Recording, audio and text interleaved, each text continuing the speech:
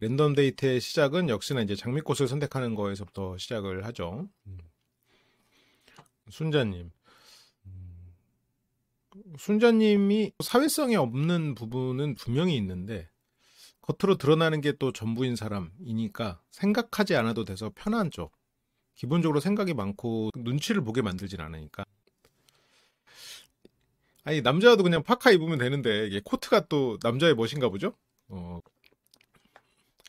순자 첼리스트. 지금 이 순간 만나고 싶은 운명의 남자는 영호님. 왜냐고요? 좋아서요. 순자님은 심플하죠. 그러니까 어떤 똑같은 속성이어도 누군가한테는 정말 좋게 느껴지고 누군가한테는 정말 나쁘게 보일 수도 있는 거예요. 근데 그렇게 생각하면 경수랑 이번 영호님의 차이가 확실하죠. 오히려 경수님이 조금 단순한 면이 있죠. 단순한 면이 있고 그리고 좀 일관된 사람이라고 해야 되나? 생각이. 근데 이번에 영호님은 겉으로는 굉장히 유해 보이지만 속은 생각이 많은 사람이죠.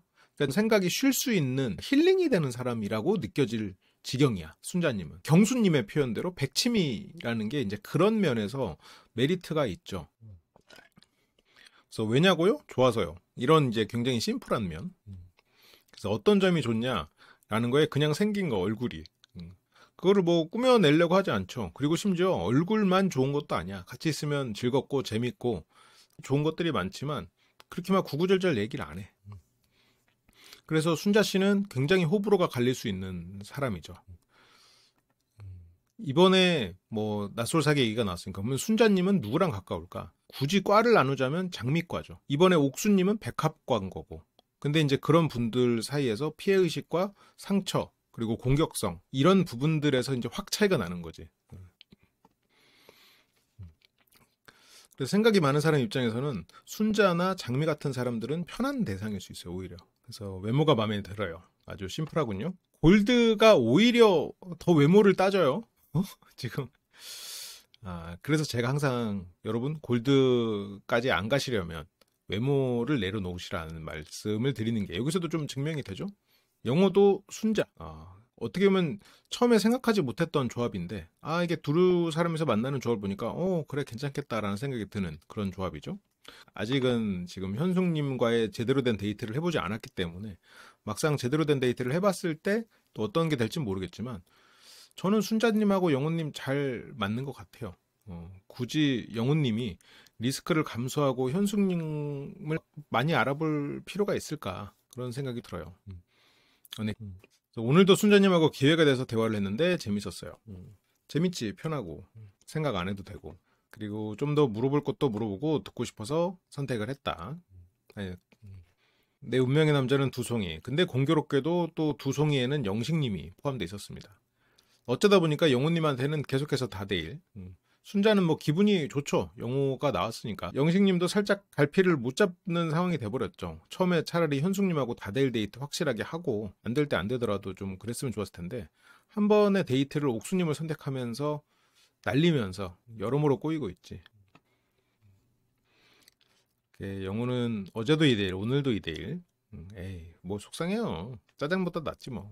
그리고 본인이 만나고 싶었던 순자인데 영호가 확실히 그 주변 사람들에 보면 적을 안 만드는 타입이야. 기본적으로 재치가 있는 사람이기도 하고 적을 안 만드는 행동을 많이 해요. 광수 씨가 그때 약간 발끈했을 때도 영호가 초반에는 있었고 그 무리에 같이 있었는데 나중에는 사람들 이렇게 보면서 거기에서 숟가락을 더 얹지 않아. 그리고 나중에 광수 씨에 대해서도 바로 사과하는 거나 그런 것들이 있죠. 지금 여기서도 설마 했는데 우리가 또 두송이여가지고 그래서 자기는 계속 다대일이었다 라고 이제 얘기를 하고요. 랜덤 데이트마저 1대1을 못하네. 그래서 영식님도 알아요. 그래도 어느 정도 원하는 분과 매칭된 거 아닌가요? 왜냐면 영호가 순자를 데리고 나가는 이런 장면들을 봤으니까 데리고 나가서 이제 밖에서 대화도 하고 그랬었잖아요. 그래서 저는 순자님과 얘기도 못 해보기도 했고 그래서 이번 기회에 얘기도 해보셔야죠. 그러니까 영식님은 저는 순자님과 얘기 못 해보기도 했고 이 말은 저는 그냥 얘기 못 해본 그냥 그런 마음으로 가는 거니까 영호님은 그래도 호감 있는 사람이랑 가서 좋겠네요. 저는 뭐 크게 막 호감이 있다기보다 얘기를 못 해봐서 그러는 거니까 너무 신경 쓰지 마세요 라는 그런 겸손의 표현이고, 영호님도 아우 이번 기회에 얘기도 해보셔야죠. 아우 잘 오셨습니다. 뭐 그냥 둘이서 약간 예의를 갖추는 그런 대화들이죠. 근데 예의를 갖추는 대화긴 하지만 영식님은 이미 져 있는 상태. 이길 마음이 있는 건 아니지만 져 있는 상태. 다대일 데이트를 앞둔 두 남자.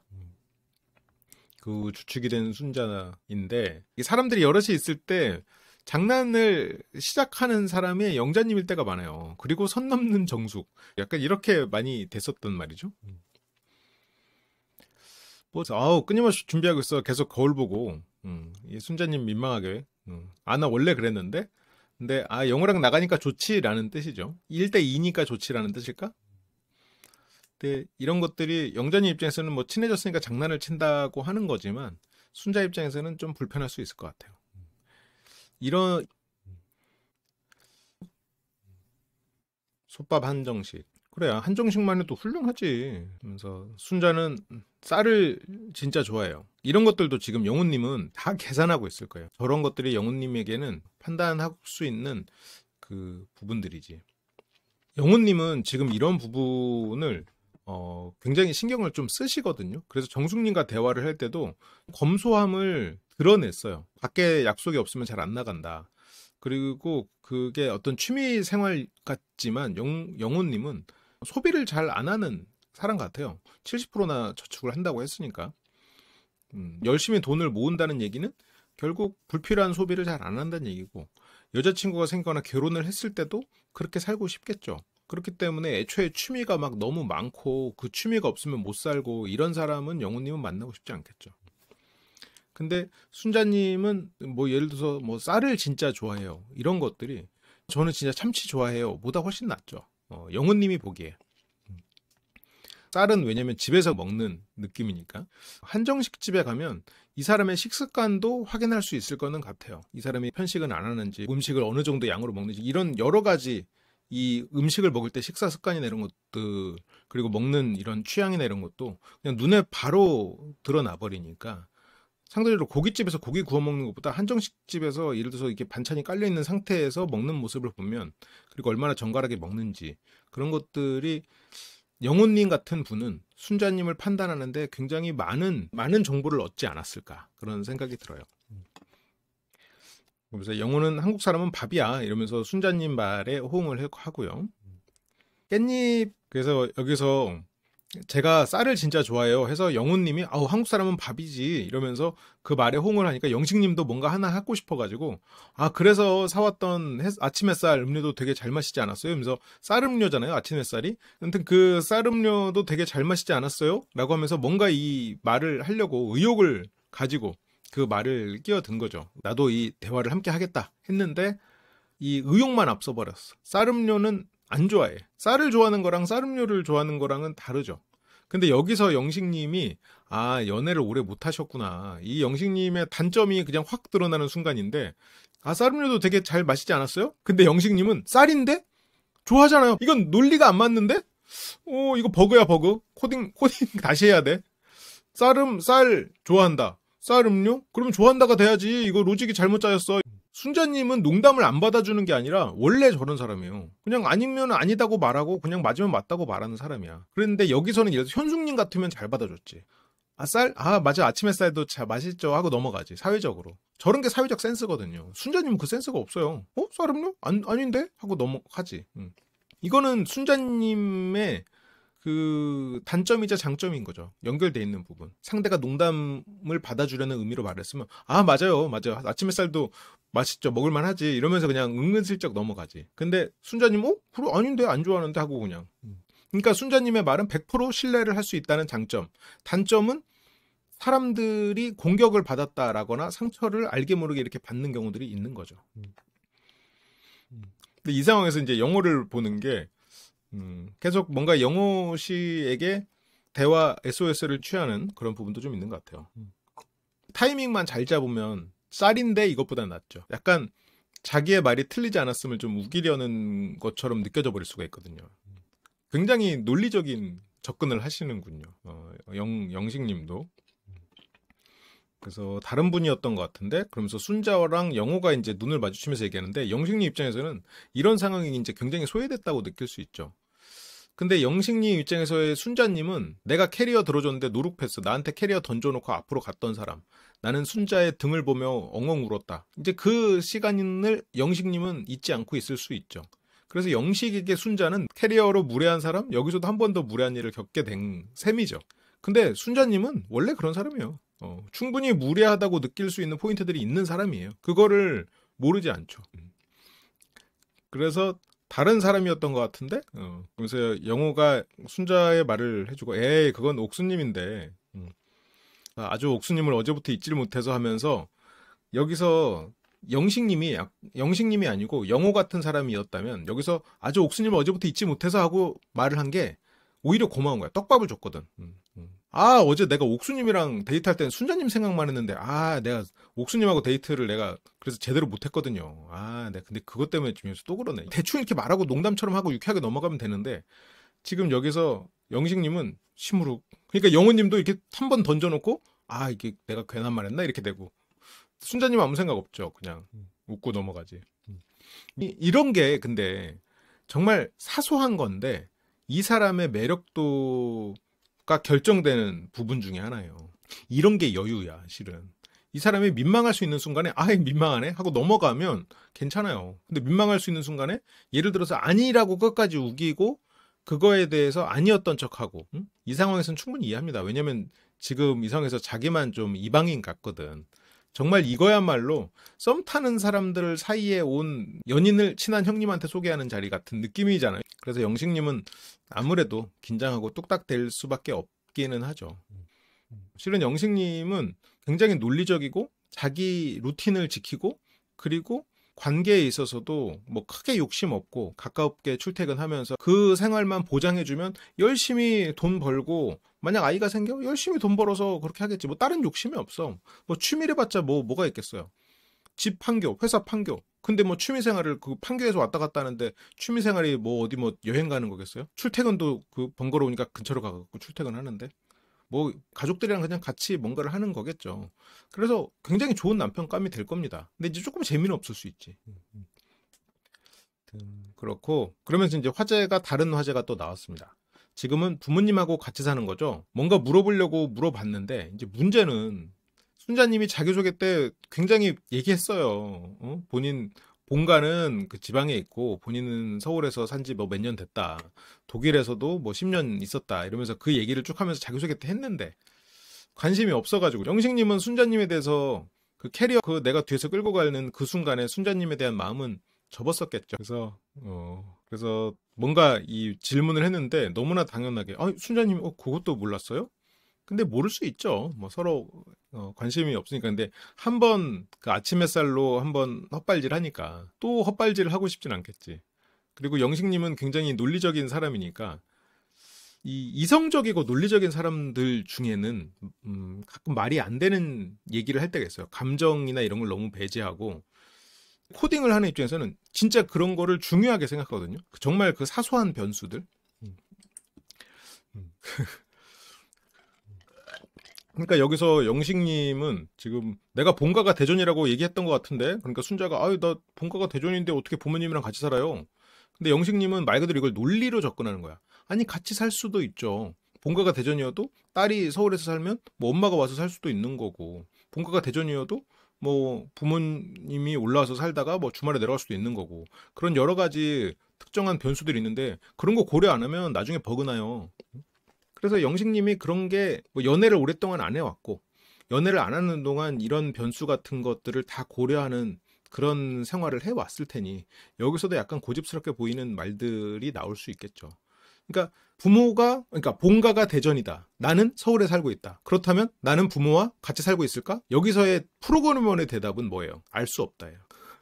근데 우리가 정서적으로, 감정적으로, 일반 사회적으로 생각했을 때 거기서 알 수 없다라고 말하는 애는 좀 이상한 애지. 그걸 뭘 알 수 없다고 해. 그냥 따로 산다고 생각하면 되지. 그러니까 기본적으로 개념이 조금 다를 수 있죠.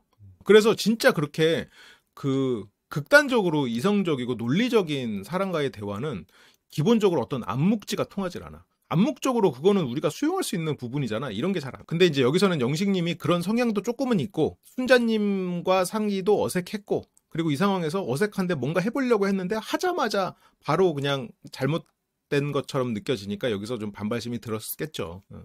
근데 어쨌건 기본적으로 영식님은 상당히 논리적이고 그리고 고집이 좀 있는 성격이겠구나. 그러면 그 영식 씨는 그런 논리적인 것은 무한히 발휘하고 있겠지. 정말 논리가 중요한 일이니까. 논리와 아이디어 이런 게 다 중요한 일이겠지. 이성적이라면 논리적이라고 말하겠다. 근데 그 논리가 그냥 우리가 생각하는 어떤 그 논리적인 사고라기보다는 논리회로 설계 사고? 논리회로를 설계하는 방식. 논리회로 과목이 있어요. 컴퓨터 공학과에. 이제 그 논리회로는 이제 엔드 조건, 뭐 오어 조건 해가지고 막 그런 거 있잖아요. 이렇게 회로를 만드는 그걸 배워요. 컴퓨터 공학과 1학년 때. 제가 그걸 참 뭐 그리고 그 실제로 또 코딩 그런 수업도 그렇게 이런 논리적으로 따져서 답을 쓰게 해요. 그래서 대부분 틀려. 대학교 1학년 때 나오는 그 코딩의 결과나 이런 것들, 논리 문제들을 방금 내가 했던 말처럼 그런 문제들이 나와요. 부모님은 대전에 산다. 자식은 서울에서 대학을 다니고 있다. 이들은 한 집에 살고 있을까? 했을 때 사람들은 아니요 해버려서 틀려버리는 거야. 기본적으로 우리는 아니요라고 대답이 나온단 말이지. 영식님 입장에서는 그러니까 순자님이 논리적으로는 틀리게 말을 했지만 그러니까 영식님은 살짝 억울해. 아니 그렇게 생각할 수도 있지. 물론 그 상황에서 모면하려고 붙잡고 늘어진 건 맞는데 영식님도 이렇게 이성과의 관계나 이런 자리가 좀 오랜만인 것 같아요. 영식님이 이런 부분에서 조금 여유가 있는 사람이거나 경험이 좀 더 많았다면 최근에 그랬으면 그랬죠. 미안합니다 하고 넘어가거든요. 근데 여기서는 어쨌건 논리로 따지면 순자님의 말에는 허점이 있거든요. 본가가 대전이라고 해서 부모와 자식이 따로 사나? 아닐 수 있거든.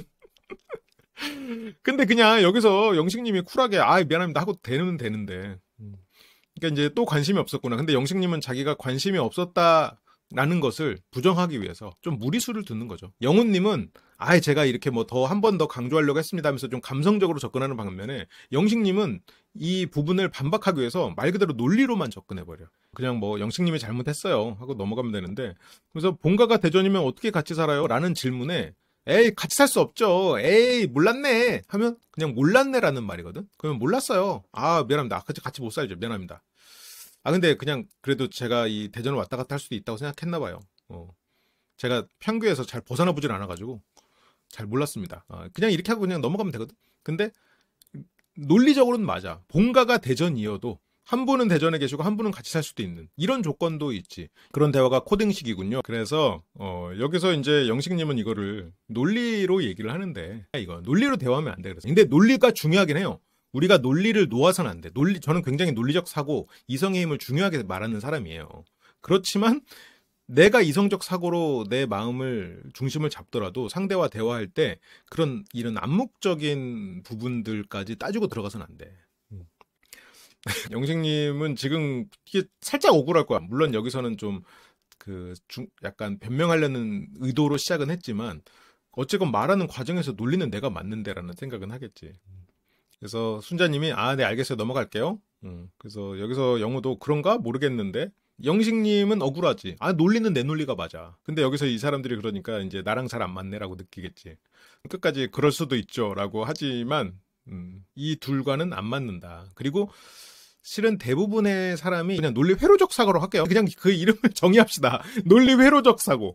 논리 회로적 사고는 보통 사람들이 대화할 때 그렇게까지 따지진 않아요. 그러니까 나는 저게 왜 저렇게 훈련돼 있는지는 알고 영식님의 말이 틀리지 않았다는 것도 인정하지만 우리가 맞고 틀리고가 꼭 중요한 건 아니니까 이게 암묵적으로 넘어갈 부분이 있고 우리가 상상할 수 있는 부분들이 있으니까 저는 다 기억하는데 이러면서 이제 영훈님이 너스레를 떠는데 이게 나중에 알고 보니까 이제 영훈님이 낮에 이야기할 때 사는 곳을 몰랐어. 원래는 어떤 식으로 꽁짝이 들어갈 거라고 영훈님의 빌드업이 있었냐면 물론 순자님이 그렇게 하지 않았어요.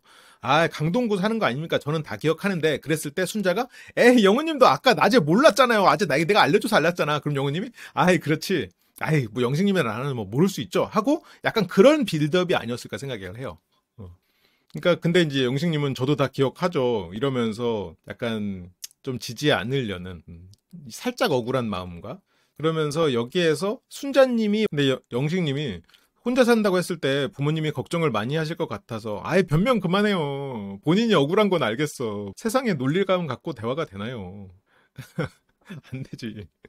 그러면서 여기서 혼자 산다고 했을 때 부모님이 걱정을 많이 하실 것 같아서 그래서 본가는 대전이지만 부모님 중에 한 분이 당신과 같이 살 수도 있지 않을까? 저의 논리에 어때요? 허점이 없죠? 하지만 대화에서는 허점 투성이다. 그만해야 되는데. 이런 분들은 또 취미생활이 그러니까 막 저 논리적인 사고에 맞는 취미생활을 갖기가 좋아요. 그래서 이런 분들 중에는 방탈출 이런 걸 좋아하시는 분들이 많은 게 그래서 그런 거예요. 방탈출은 우리가 이제 예를 들어서 진짜 어떤 막 긴박한 상황에서 방을 탈출하는 이런 게 아니잖아요. 실은 방탈출은 그냥 그런 상황에서 논리적으로 수학 문제를 풀고 문제를 논리적으로 풀어가는 과정이에요. 논리 안에서 이루어지는 세계니까. 이건 영식님의 성향을 드러낸 거지 영식님이 원래 이런 화법을 쓰시는 분은 아닐 거예요. 영식님도 평소에 막 이런 얘기를 막 하고 그러지 않겠지. 근데 여기서는 좀 잘 해보고 싶었는데 딱 꺾이니까 그 상황에서 당황하면서 자기의 원래 이런 사고방식을 더 극명하게 드러내는 멘트를 더 하게 됐겠죠. 우리 부모님은 뭐 제가 혼자 살아도 크게 걱정 안 해요. 제가 유학생활도 10년이나 했거든요. 학교 3개 졸업하고 11년 거기 있다가 왔다고 했잖아요. 그래서 여기서 근데 영호님도 지금 이게 진짜 몰라서 말을 한 건지 아니면 영식을 조금 옹호하려고 영식 씨가 너무 민망할까 봐 이렇게 그냥 한번 쳐준 건지 정확히 모르겠어요.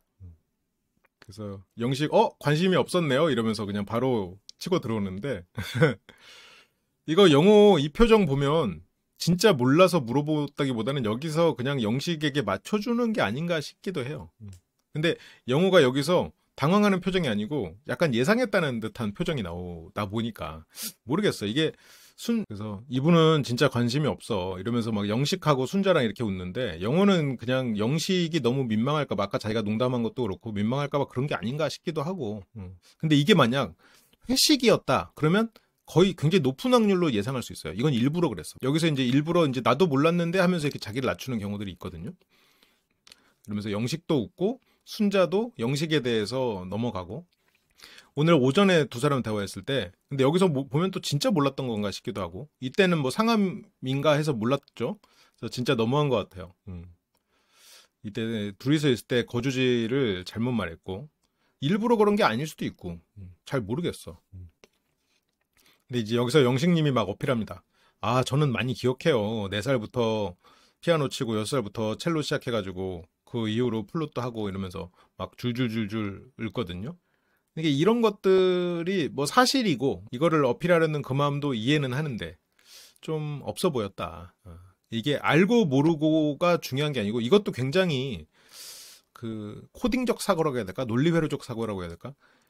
그렇게 생각하면 영식님은 고집 있는 거 말고는 좀 예상 가능한 사람이죠. 그래서 근데 영호는 뭐 자기가 다 알았다는 걸 막 증명하고 고집을 부리는 게 아니고 그냥 아우 진짜 사과드립니다. 이게 뭐랄까 영식 입장에서는 아니 상대가 몰랐다고 했으면 아는 거를 들려줘야 되는 거 아니야? 라고 영식 씨는 생각하지만 영호는 상대가 몰랐다고 하면 몰라서 미안해 하고 넘어가는 거고요. 우리가 대화가 그렇게만 들어가면은 답답한 사람. 그래서 여기서 이제 순자님은 장난으로 저 자기소개할 때 자고 있었나 봐요. 여기서 영호님은 알고 있는 거를 한 번 더 듣고 싶어서 물어보는다는 게 말이 됩니까? 하지만 이게 대화에서는 또 맛깔스럽지. 또 순자 씨는 저 말을 듣고 웃을 수가 있으니까. 그러니까 대화는 사실과 논리가 중요하지만 사실과 논리만으로 또 다 되냐? 또 그것도 아닌 거야. 그래서 재밌는 거는 2번 듣고 3번 듣고 그래도 재밌단 말이에요. 응? 그래서 어떻게 제 마음을 모르십니까? 이러면서 막 너스레를 떨어버리는 거죠. 이런 식의 영호식 화법은 중요한 게 뭐냐면 이런 화법에서 상대가 다르게 반응했을 때 상대가 엉뚱한 반응이 났을 때 그때도 대처가 가능해야 돼요. 여기서 어떻게 제 마음을 모르십니까? 했을 때 뭐 모르냐 아냐 그래요. 몰랐잖아요. 하고 이제 상대가 정색을 해. 그랬을 때 어떻게 해야 될까? 어버버 해버린단 말이지. 그 다음 반응이 준비가 안 돼 있거나 내가 그 다음에 대응이 안 되면 함부로 너무 과하게 능글맞은 태도를 취하는 거는 좀 위험할 수 있다. 그리고 또 순자는 영호 씨에 대해서 호감이 있기 때문에 저런 것도 넘어가 주는 거지. 옥순 씨였다. 그러면 이렇게 부드럽게 넘어가지 않을 수 있죠. 그래서 이제 뭐 형제 관계를 묻는데 여기서 영호님이 내가 자기소개 때 말한 것 같은데 한번 다시 복수. 여기서 이제 남동생 이야기를 좀 하면 둘 다 첫사랑과 결혼에 꼴이 난 동생 모습이 큰 교감이 됐다. 첫사랑하고 결혼했다고 해서 7살 어린 동생이지. 첫사랑. 10년 전에 만난 첫사랑과 결혼했다 해서 두 사람은 그러면 연애를 한 번 했다. 이거는 논리가 아니죠. 첫사랑과 만났다가 10년 만에 재회하고 두 사람은 각각 100명씩 연애를 해봤을 수도 있는 거죠. 이런 것이 논리적 사고. 그들을 첫사랑이랑 만나서 결혼했어? 낭만적이다. 이거는 이제 감성적 사고. 영식 같은 분은 첫사랑과 만나서 결혼했어? 그렇다면 그들은 몇 번 연애했을까? 그건 답은 뭐죠? 알 수 없다. 논리적으로는. 우리가 살아갈 때는 이 논리적 사고, 감성적 사고 둘 다 필요하죠. 그래서 어쨌건 영호는 너무 보기가 좋은 거예요. 나의 어떤 모범적인 가정 생활을 그러니까 영호 씨가 추구하는 그런 모범적인 가정 생활을 동생네가 하고 있는 거죠. 그 순자 씨가 여기서 살짝 드립을 칩니다. 그럼 첫사랑을 아직 못한 거예요? 그러면 여기서는 영식님은 어때요? 영식님은 아니 내가 첫사랑 내 동생이 첫사랑을 해서 그게 귀감 있는 모습이지 그게 내가 첫사랑을 못한 거랑 무슨 상관이죠? 하고 순간적으로 어버버해. 첫사랑을 못한 거랑 그게 왜 연결되는 질문이죠? 그건 논리적이지 않은데요? 하지만 영호님은 이제 시작해야죠. 그래서 나에게도 첫사랑은 언젠가 오겠죠. 우리 모두 생길 겁니다. 이러면서 또 나도 첫사랑을 못한 사람인 것처럼 그냥 받아치면서 얘기를 하죠. 여기서 평소에 진지했던 사람이 유머를 구사할 때는 상대 이렇게 순자 씨가 알면서도 아닌 척 툭 농담을 던졌을 때 그거를 또 받아서 툭 칠 수 있는 이게 두 사람이서 잘 맞아 이런 게. 그래서 뭐 우리 모두 생길 겁니다. 이런 식으로 너스레를 그냥 떨면서 그렇게 근처 카페로 갑니다. 확실히 영식과 영호 이 두 사람의 차이가 극명하게 드러난 그런 데이트가 아니었나. 확실히 저는 항상 논리를 중요하게 생각하고 이성의 힘을 강조하지만 그 이성과 논리만 있을 때 대화에서 어떤 문제가 생길 수 있는지를 보여주는 사례였던 것 같아요. 그러니까 근데 저는 영식님 같은 사람과의 대화를 솔직히 편하게 생각하기는 합니다. 재밌어요. 또 재밌어.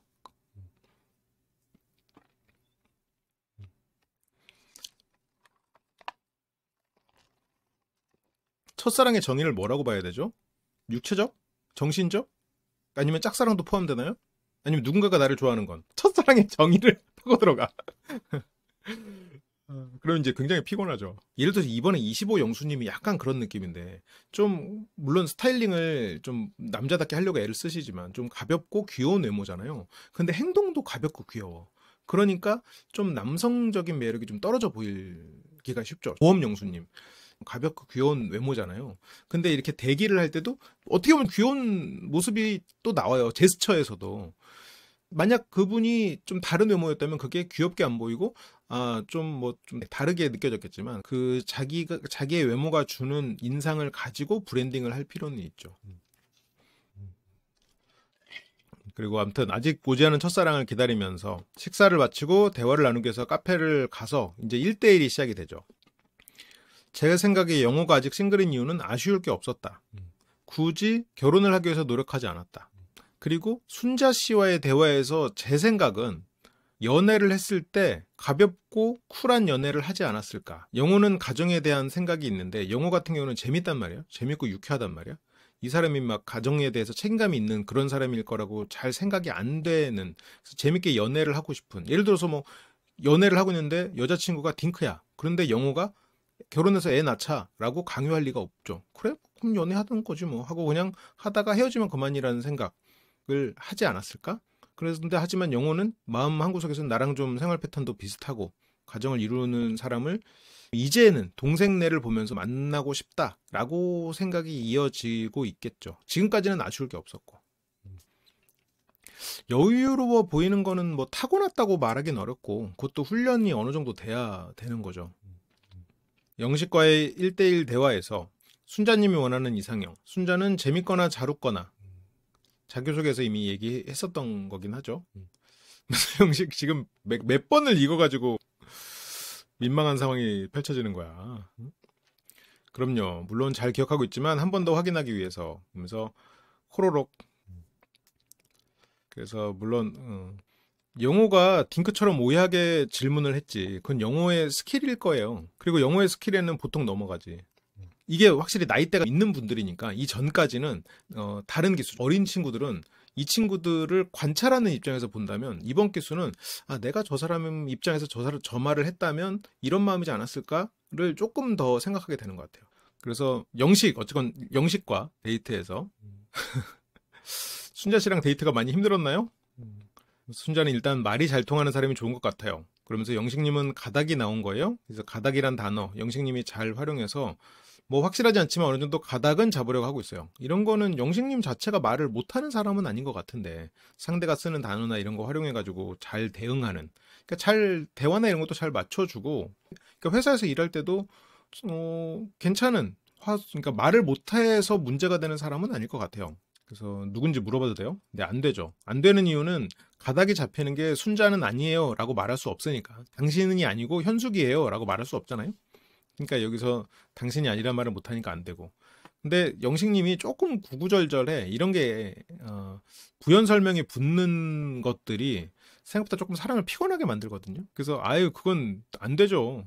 근데 이거는 이미 순자는 아니라고 말한 거나 마찬가지고. 근데 그러면 순자님이 먼저 얘기하면 저도 얘기할 수도 있고. 근데 이 말을 할 거면 그냥 해버리든가. 약간 좀 사람이 작아 보이는, 아까도 논리적으로만 접근하거나 이런 것들이 조금 사람이 여유가 없어 보이는 그런 부분들이 느껴져요. 좀 아쉬운 부분입니다. 영식님이 자기의 매력 포인트를 상당히 떨어뜨릴 수 있는 부분. 근데 고대인가 연대 물리학과 나오지 않았나? 고려대 물리학 맞죠? 기억력 괜찮죠? 왜 그러냐면 수학과, 물리학과 이런 학과 나온 애들이 코딩을 잘해. 컴퓨터학과 나온 애들보다 그쪽 애들이 코딩을 잘하더라고요. 그래서 근데 순자님도 아니야 얘기 안 해. 이 동시홀짝은 뭐 말할 거 없을 때 할 말 없으니까 그냥 차 마시는 것으로 시간을 때우는 느낌이죠. 근데 여기서 영식님이 저하고도 좀 하고 싶은 얘기 해주세요. 이 말은 저하고도 라는 말은 영호 씨에게 한 것처럼 나하고도 하고 싶은 이야기를 해주세요 이러고 있는데 좀 아쉬운 부분입니다. 지금 영식님이 너무 패배자 마인드가 돼버렸어. 그러면서 더더욱 현숙님이 마음속에서 커졌겠지. 어제는 옥순 씨 하소연에 한번 다크서클 한번 내려오고 여기서는 순자 씨의 투명한 찌르기에 마치 장미의 가시와도 비슷한 투명한 찌르기, 물론 순자 씨가 찌르려고 찌른 건 아니지만 그거에 한 번 더 다크서클이 내려오면서 역시 나는 현숙님, 내가 도망친 곳에 낙원은 없다더니 다데일 데이트로부터 도망쳐가지고 이 여러 가지 지옥들을 맛보는구나 이런 생각을 들겠죠.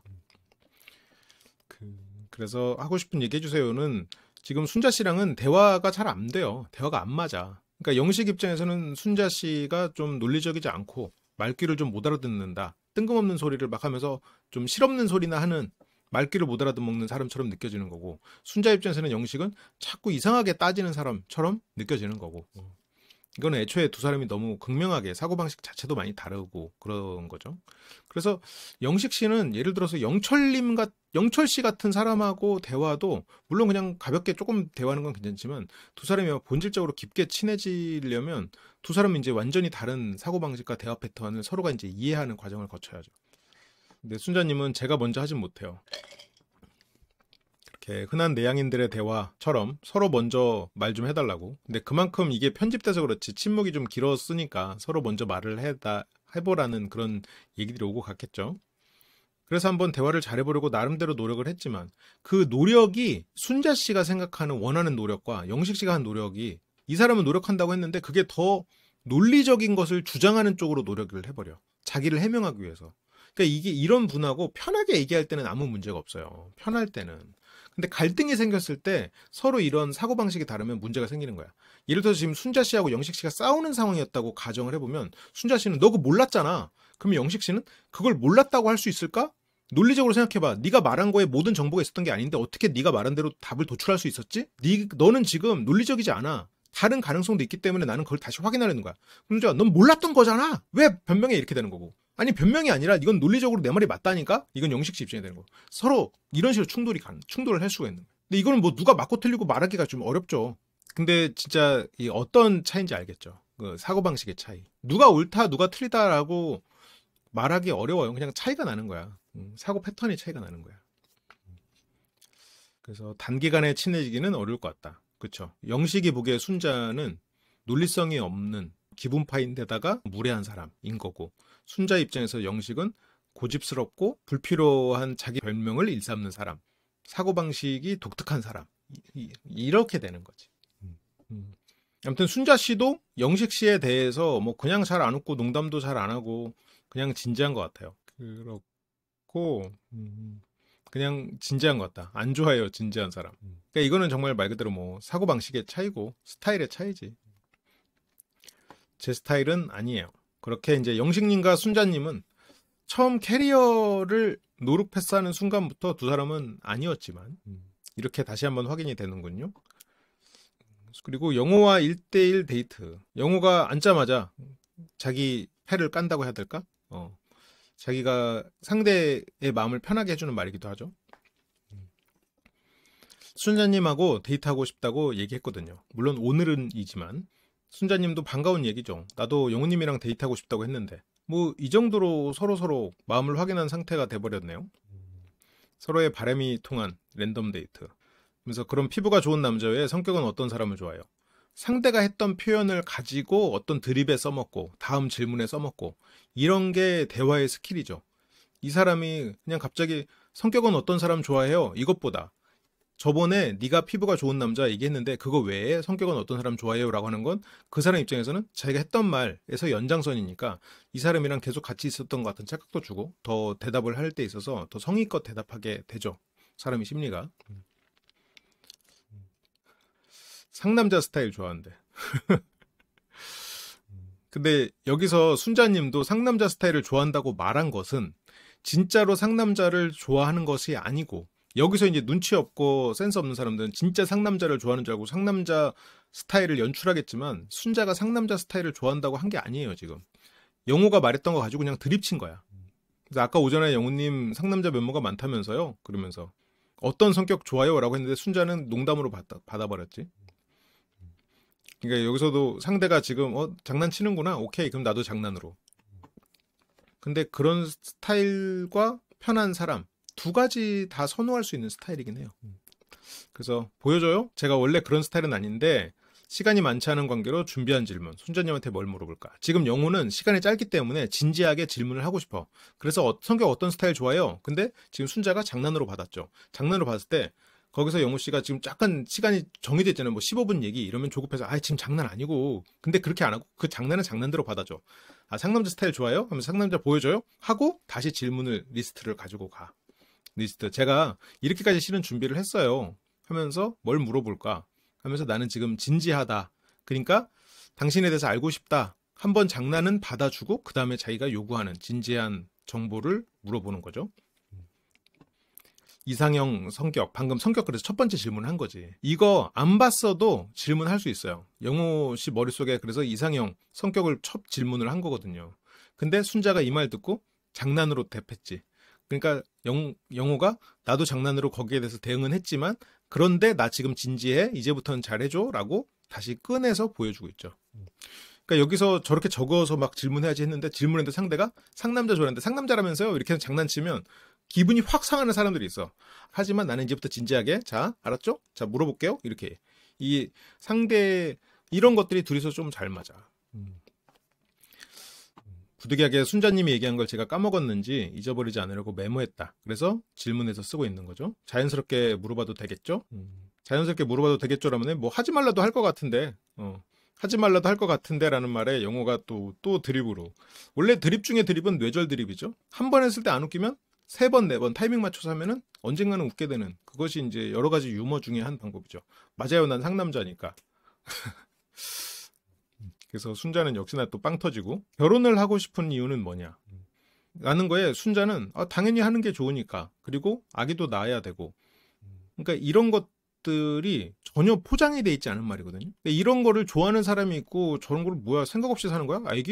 애기를 꼭 낳아야 돼? 그럼 본인의 미래는 없어?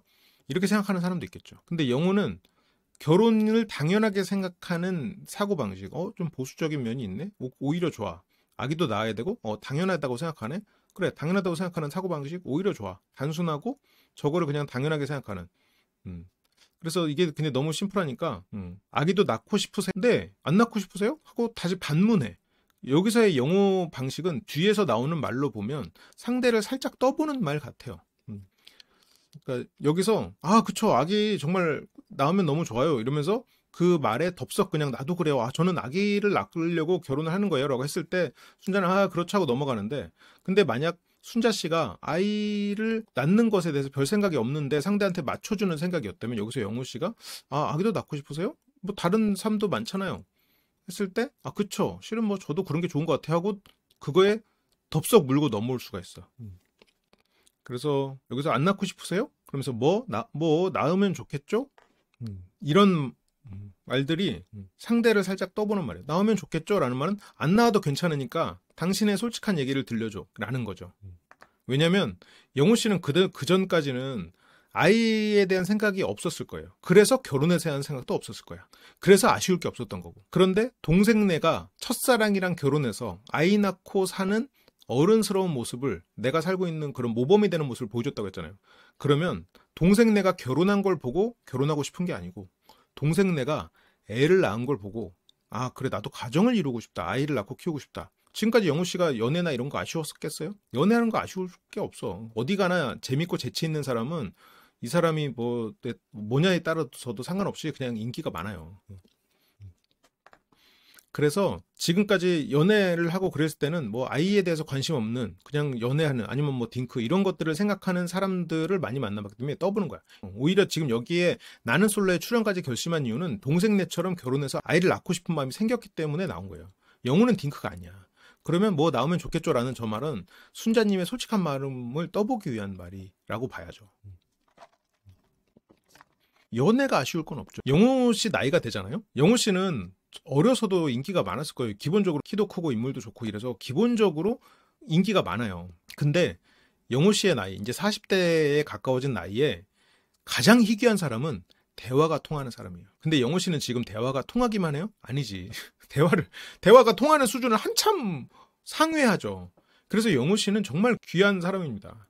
그래서 영호 씨는 인기가 없었을 수가 없어요. 인생이 외롭지를 않았을 테니까. 회사에서는 뭐 이 정도면 적도 없고 주변에 사람도 많을 거고, 회사 밖에서도 뭐 만나면 언제든지 사람 만나도 금방 친해지고 쉽게 할 수 있으니까. 그렇죠. 물론 있는데 조금 이제 확률이 조금 줄어든다는 거지. 왜냐하면 대화가 되는 사람부터 이 가정을 이루는 쪽으로 가는 경우가 많다 보니까. 아니면 이제 대화가 되는 사람은 장기 연애를 하거나 어쨌든 연애 중이거나. 왜냐면 헤어질 이유가 없거든. 이 사람의 외모가 좋아서 사귀었다가 대화가 안 되면 헤어지잖아요. 뭐 그냥 그럭저럭 해서 사귀었다가 대화가 잘 돼. 그러면 그냥 그럭저럭 유지가 되는 거니까. 기본적으로 대화가 잘 되면 잘 안 헤어져. 솔로로 이렇게 잘 FA 시장이 없어요. 그러다 보니까 이제 좀 귀하죠. 근데 여기 순자님이 당연히 나오면 좋겠죠? 뭐 안 나와도 상관없고요. 이런 식으로 말을 한 거에 나는 당연히 있어야 된다고 생각해요. 이런 확고한 말. 영호 입장에서는 아주 좋죠. 현숙님이 과연 어떤 입장인지는 모르겠지만 순자님은 지금 영호님이 원하는 많은 것들을 좀 갖춘 사람처럼 영호님은 느껴지고 있을 가능성이 크죠. 지금 뭐 옷에 두른 거는 뭐 명품일 수는 있겠지만 지금 순자님의 생활 패턴이 내는 거는 뭐 굳이 소비 지향적이지 않은 것 같아요. 그리고 소비 지향적이지 않고 정적이고, 그리고 뭐 크게 취향이 없어서 뭐 상대의 대부분 그냥 맞춰도 크게 상관없는 사람이고, 그리고 가족에 대해서는 아이를 무조건 낳겠다라는 이런 것들이 영호 씨가 생각했을 때 굉장히 편안하고 자기가 바라는 가정을 이루는데 좋겠다라고 인지할 수 있는 조건들을 지금 순자님은 많이 갖추고 있는 거죠. 같이 오순도순 살 수도 있고 다시 한번 이렇게 낚시질을 해요. 확실해요? 아니면 아니라고 해요. 아니 근데 내가 지금 영호님을 완벽히 칭찬하는 것 같지만 지금 영호님의 이런 부분은 느끼기에 따라서는 굉장히 불편할 수도 있는 부분이에요. 그리고 어떻게 보면 이건 지금 남의 영업 방식을 내가 까발리는 부분도 좀 있어. 이 두 사람이 맞다는 거지 내가 이 사람들이 훌륭한 사람들이다 그 뜻이랑은 달라. 영호가 생각했을 때 순자가 그렇다는 거고, 그리고 어떤 사람들이 느끼기에는 지금 영호의 이런 방식의 대화는 굉장히 불쾌한 대화일 수 있어요. 근데 이제 이 둘 관점에서 얘기를 하다 보니까 그런 거고. 그러니까 이게 영호님은 이제 두고 폭스의 대명사로 불리지 않겠나 이런 생각이 들어요. 하지만 이제 폭스왕은 바뀌었다. 그래요? 근데 영호님은 그런 생각도 해야 돼요. 영호님은 앞에서 웃고 있지만 속으로는 손절하고 있을 수 있어. 폭스의 나무. 활짝 만개한 아주 반갑습니다. 이 사람의 속내를 알 수 없다고 느껴질 수도 있는 거니까 아직은 이제 또 초반이니까 그러면서 요즘엔 정답은 없잖아요 라는 게 저는 열려있는 사람이니까 솔직하게 말해보세요. 같이 오손도손 살 수도 있고 이거는 딩크 요즘에 정답 없고 딩크를 원하는 분들도 많은데 순자님은 아니에요? 아닌 거 맞아요? 하고 말을 용어를 바꿨다 보니지 굉장히 자연스럽게 순자를 한 번 더 떠보고 있죠. 그래서 오손도손 살 수도 있고 그러면서 영호가 확인을 끝냈어. 아 아기 낳고 싶구나. 그래서 어느 순간부터 제가 사실 부자 그런 것도 아니지만 내 자식의 아버지가 되면 그래도 좋은 아빠가 될 수 있겠다. 그래서 여기서 제가 사실 부자 그런 것도 아니지만 이거는 영호는 지금까지 뭐 자기 월급의 70%를 저금하네 어쩌네 이런 걸 보면 어떤 그 자기가 공무원이 돼서 좀 부를 크게 이룰 수 없다라는 사실이 조금 안타까웠을 수도 있겠어요. 아 그냥 내 한 몸 잘 먹고 잘 살면 되는 거지라는 생각했던 적이 있었던 것 같아요. 내가 부자나 그런 게 아니기 때문에 나는 굳이 내가 뭐 아이를 가져야 되나? 그래서 어쩌면 예전에는 그냥 딩크고 자유롭게 연애하면서 그렇게 살다가 동생네를 보니까 아 저게 행복이구나 깨닫고 이제 낯설에 출연해서 다른 사고방식을 가진 사람을 찾으러 나온 거야. 그런데 지금 그렇기 때문에 영호에게 지금 순자의 대답은 상당히 나이스한 대답이 되는 거지. 그래서 내 자식의 아버지가 되면 그래도 좋은 아빠가 될 수 있겠다. 상당히 노련하게 순자 씨의 말을 듣고 그런데 그렇게 했을 때 영호는 아쉬울 게 없죠. 그리고 상대는 왜 영호가 다른 사람을 알아보나 그 이유 때문일 거라고 생각하지 못하죠. 말하지 않을 거니까. 그래서 영호는 순자가 지금 자기가 바라는 것과 같은 생각을 하고 있다는 사실을 두세 번 정도 확인하고 자기의 속내를 드러내요. 나는 그래도 좋은 아빠가 될 수 있겠다. 근데 영호가 이렇게 결혼, 출산 이런 생각을 하기 전까지는 나는 부자도 아니고 이러니까 내가 그냥 여유 있게 살다 가자. 그게 영호 씨의 그 전까지의 생각이었던 것 같아요. 그래서 근데 순자는 야 그거 되게 신기하다. 영호는 이제 한번 상대의 가치관을 확인했다라고 확정 짓고 나서 이렇게 명확하게 얘기했죠. 내 가정은 책임감 있게 이끌 수 있다. 나는 좋은 아빠가 될 수 있다. 그러니까 순자는 눈이 동그래지죠. 야 이렇게까지 말한 사람 진짜 처음 보는 것 같아요. 이게 두 사람에서 나온 진지한 대화예요.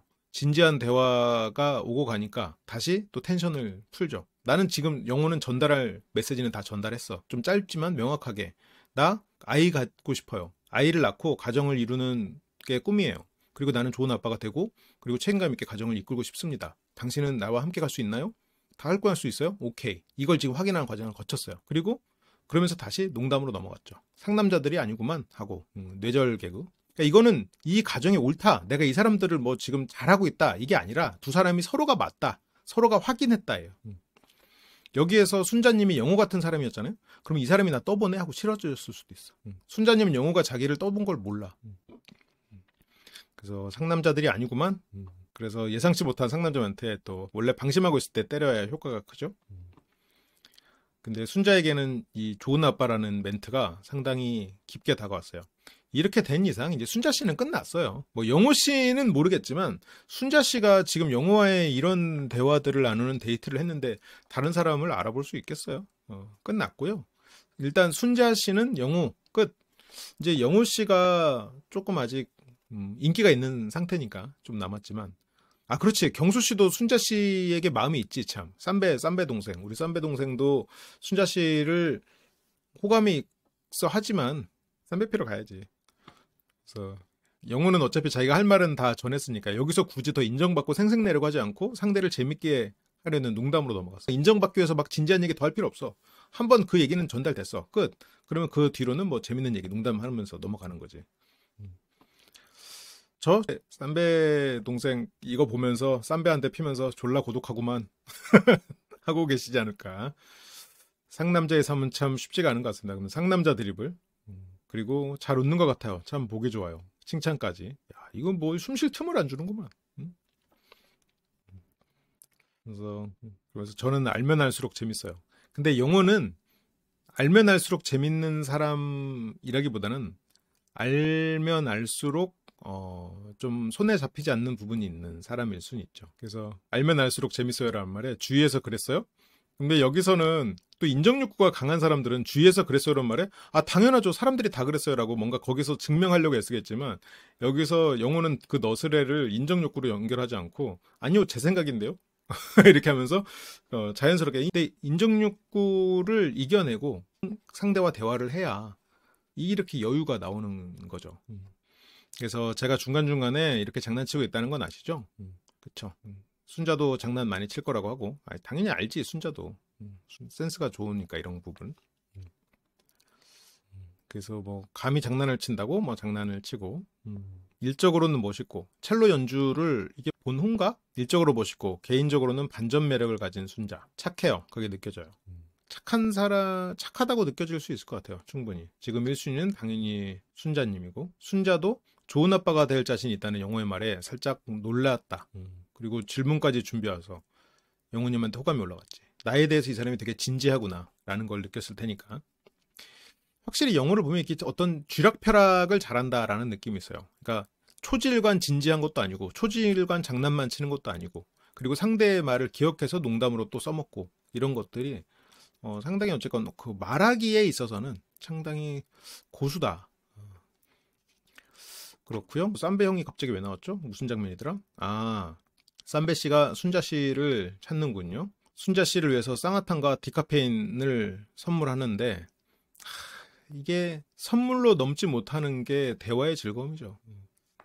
이 쌈배 형님이 주시는 쌍화탕에서는 쌈배 냄새가 나는 그런 느낌적인 느낌이 들까봐 걱정되는군요.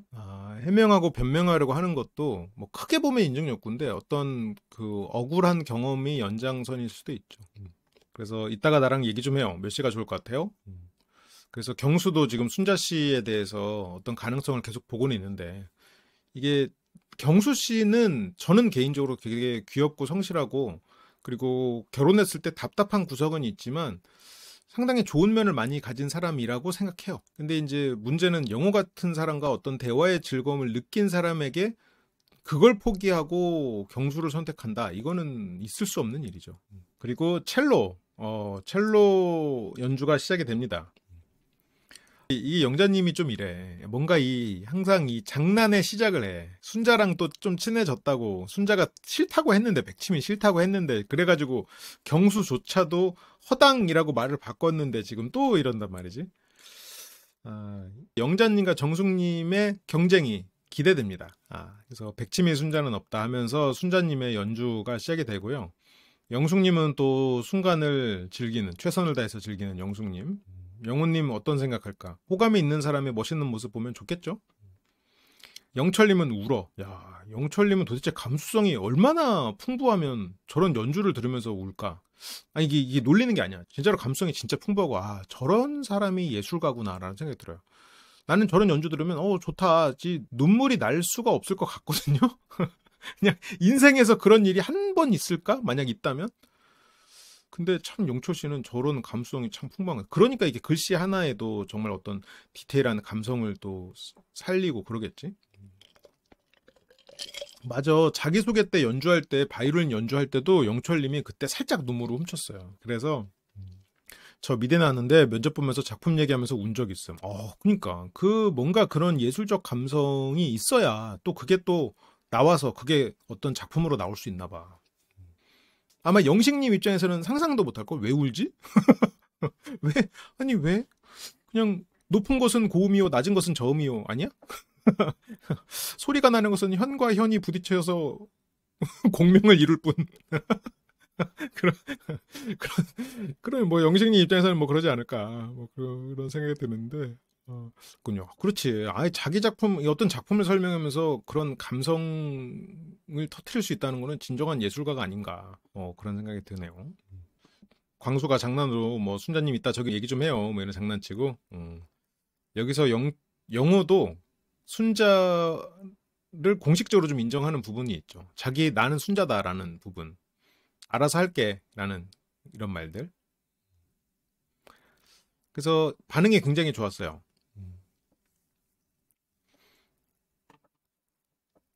영식님. 악기 연주로 나 이런 사람이야. 모든 설명이 다 됐다. 예술의 전당에서 단독 공연하는 분 너무 멋있었다. 그리고 영호도 너무 감동적이었다. 클래식에 대해 잘 모르는 사람이 들어도 소름이 돋았다. 그럴 것 같아요. 그런 느낌 들 수 있을 것 같아. 그래서 영호 입장에서는 순자에 대한 마음은 확실히 진지하고 깊어졌다. 순자는 편하고 영호가 생각하는 그런 가정을 이루기에 적합한 사람일 수 있으니. 아무튼 그렇게 영호와 순자 씨의 관계는 점점 더 탄탄한 방향으로 흘러가고요.